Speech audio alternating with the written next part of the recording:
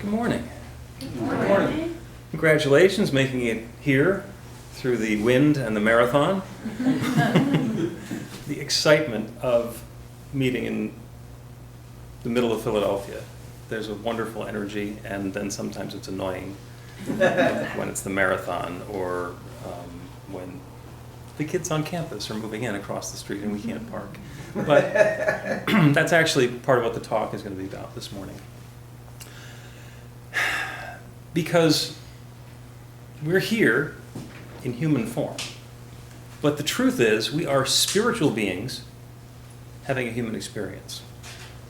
And actually, I'm going to modify that a little bit. We are spiritual beings having a spiritual experience in human form. And actually, that's anthropomorphizing a little bit. Maybe we are having a spiritual experience in physical form, because it's not just the humans who are doing this, it's all of creation that's doing this. This is an infinite universe with infinite possibilities, limitless substance, limitless energy, limitless possibility, and we're part of it.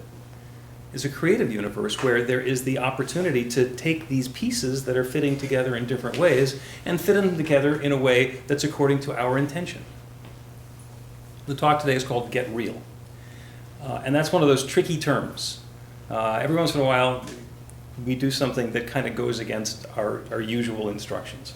For example, when we do an affirmation, we want to talk about being positive. In fact, we've got 4 P's: positive, personal, powerful, and present tense. And the class in which we teach that, our basic fundamental class, is called Beyond Limits. And people say, why are you talking about limits? I thought we were supposed to be positive and claiming our good. Why are we talking about limits? Well, there's a reason that we do that. And it's the same reason that when I wrote the book about practical prayer, I called it Practical Prayer for Real Results. Because since we are spiritual beings having a physical experience, is the reality what happens in the spiritual side, or is the reality what happens in our day-to-day experience out here in the physical world? And the answer is yes. Right. The reason that the class is called Beyond Limits is because in order to move into that next experience that we want to be having, we need to understand that the experience that we're having now is not necessarily the one that we want. Our friend Robert D. McDonald has 4 questions that he likes to ask. And the first question is, are you happy with the experience of life that you're having now? Yes or no? And if the answer is yes, congratulations, you're done. Go about your life. But if that answer is no, the next question is, what would you like to be experiencing instead? Because we don't need to have a different experience than what we've been having, but there's the invitation. And a lot of times when somebody is coming into this teaching, what we do is we find that we've been living our lives in a particular way, and even when it's great, maybe there's something more. Maybe there's something additional that I'm being called to. In which case what we're going to do is we're going to look at the limits that we're experiencing, those limitations that we're facing, and then find the technique, the strategy, the method for moving beyond them. There's a story of a man who lives near the airport, just west of the airport. And what he noticed was that every afternoon around 4 o'clock, when the wind was coming from the east, it got really noisy at his house with the airplanes landing to get in time for 5 o'clock. And he noticed this, and it was a little annoying to him. And he pointed it out to people. When the wind was coming out of the east, as the afternoon was coming along, he'd say, it's going to get really noisy. Sometimes he'd be crabby about it. It's going to get really noisy. And his metaphysician friends started saying, well, what are you creating? You're creating this desire for it to be a noisy, uncomfortable, unpleasant afternoon just because the wind's coming from the east. It's like, well, no, that's the traffic pattern on the airplanes. So they're going to be coming in and landing over my house. So that's the physical experience, is that when those circumstances arrange themselves that way, that's going to be the experience. So if that's actually a problem for him, he can continue to be crabby at 4 in the afternoon when the wind is coming from the east, because it's going to be noisy and that will make him unhappy. Is there anything else he could do? He could move. He could arrange to not be home at 4 o'clock in the afternoon. Anything else he could do? Be open to a new experience. He could be open to experience. Maybe He could go take a few airplane flights and just see how cool it is to be that close to the airport. There are a lot of different things that he could do. He can adjust his perception of it. He can change his experience in the physical world. There's lots of different things that we can do, but the first thing he needs to do is understand that when the wind is blowing from the east at 4 o'clock in the afternoon, I'm going to be getting uncomfortable. Because with that indication, he has the opportunity to move on to whatever's coming next. And the same thing is true of everything. That same process is working on a minute scale when we're getting crabby because we can't find a parking space, even though we're the ones who wanted to live in the middle of town, where before we moved in, people said, parking's a real challenge. We can do that, and we can complain about it, but we really shouldn't be surprised if it's going to be annoying us, when in fact, that's the way the system works. So in this infinite creation, in the universe in which we live, there is infinite energy. Infinite energy. There is limitless substance. Now, we'll just take a second to think about infinite, because infinite is as much as you can possibly imagine, and then more, and then more than that, and then more than that. Infinite is, no matter how big a grasp you can get of infinite, it's bigger. This is a universe of infinite energy. There is no limit to the energy that's available in the universe. Is that true? Is it possible that there's unlimited energy? Maybe there's some finite amount of energy that, and you know what? Past my pay grade. From where we are standing on the surface of one planet in one solar system, part of one galaxy, in a universe that has billions of galaxies. The difference between infinite energy, as in infinite, the way we understand it, and the finite amount that might be available in that amount of creation, doesn't matter. It just doesn't matter for us. And so that energy is coming into being. It's particularizing. I love that notion. It's taking particular form. When we start looking at the physics, there are particles, there are atoms, there are molecules, there are subatomic particles, there are the quarks and the strings and all of those things. What's happening is that energy is taking particular form. It's taking form as particles, and those particles are interacting and rearranging themselves into people and places and things. And as time goes on, the particles and the energy shift and interact to bring about new experiences and new expressions of creation. That's a nice theoretical explanation. What the heck does that have to do with me? Well, you and each of us are a particular expression of that infinite energy. So we're taking our own particular form. But since we're that same creative energy, we have that ability to set a creative intention. In the same way that the infinite said, let there be light, boom, there's light. We can say, let there be, I don't know, a lovely afternoon, and we can have a lovely afternoon. Let there be airplanes landing over my house. Let me be peaceful with airplanes landing over my house. We can set an intention, and that creative process goes to work and can create a new experience for us.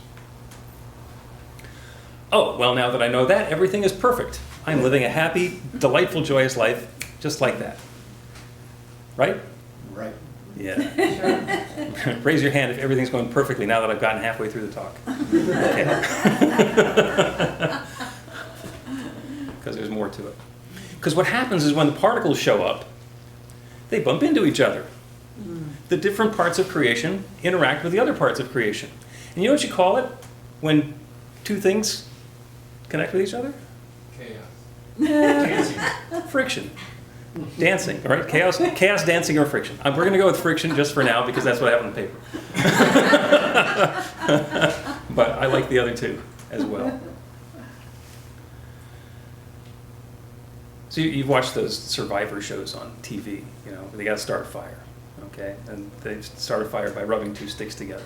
And the friction causes the fire, and that way they have the warmth and they can cook the food and all the rest of that stuff. So friction, really good, because if you were lubricating that wood to keep it from getting warm, no fire. Okay? Friction, good. Except sometimes when the neighbors are annoying, in which case friction, bad. The friction itself, the way the creation rubs up against itself, is not inherently good or bad. It just is. That's the way it works. So yeah, it can be dancing. It can be making love. It can be a reminder that my clothes are chafing. And something needs to be adjusted. Especially in a marathon. Especially in a marathon. It's a good point for today. You need to be very careful about the friction there. So when that friction comes along, it's not that the friction itself is inherently good or bad, in the same way that there's no clear definition whether the particles are good or bad or whether the energy is good or bad. We say that it's all good because either it is an experience of delight and joy or it's an invitation for something different. It can be either one. So when the heat comes along, when the irritation shows up, when the results of that friction come into your life, the question is, who are you going to be in that? What's my participation in this frictional experience that I'm having? Am I going to be the guy living near the airport who's just going to be unhappy? Or am I going to be invited to something different? Because now I know there's a universe of experiences. It's an infinite possibility. I can choose anything, and maybe living at the end of the runway is now I know that's not it. The rent was good, and the place was available. It's lovely, other than the incredible noise and the dishes shaking. But we can use that as a data point. We can use that to inform the next step in our process to decide who it is that we're going to be. There's an engineer working late at the office, and he's walking out through the executive offices, and he sees the CEO standing next to the shredder. He has a new fancy shredder. He's trying to find the button that switches to whatever it is. The CEO is completely befuddled. And the engineer says, "Can I help you with that?" And the CEO says, "Yeah, I'm really struggling. It'd be great if you could do that." The guy takes the little stack of papers, he turns the shredder on, he drops it through, says, "There we go." The CEO says, "I only need one copy."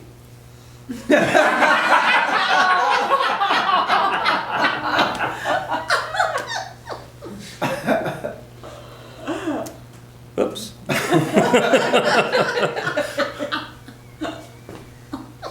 Who are you? And what are you creating? Because if we go into it with the assumption that it's going to be one way, it might turn out to be a different way. So it's really important to open ourselves up to what that way might be. Not only who am I in this, but what's possible? What am I creating? What is it that I'm desiring to have in this? And sometimes we feel really powerless because there's this confluence of events that are going on around us. It's the protests and politics. There's finances, there's the challenge. We're in the middle of the month, which is great, but we get towards the end of the month or the first of the month, some people can feel the financial squeeze. Whatever those challenges or difficulties or problems are, those friction points in our lives, when we identify what they are, it's really important to be able to claim our power in all of that. If you assume for a second that you are an infinitely powerful, creative expression of God's divine love, and anything is possible, does that change anything for you?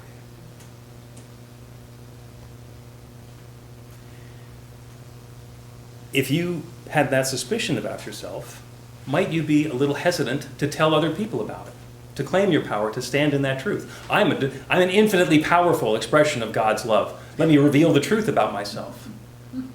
There might be ridicule. Am I ready to expose myself? Am I ready to reveal my power? Do I have what it takes to let you know who I truly am? Would I be willing to be vulnerable in that way?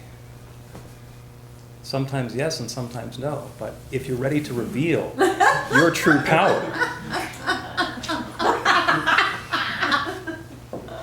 and own it, it can change you and it can change your experience.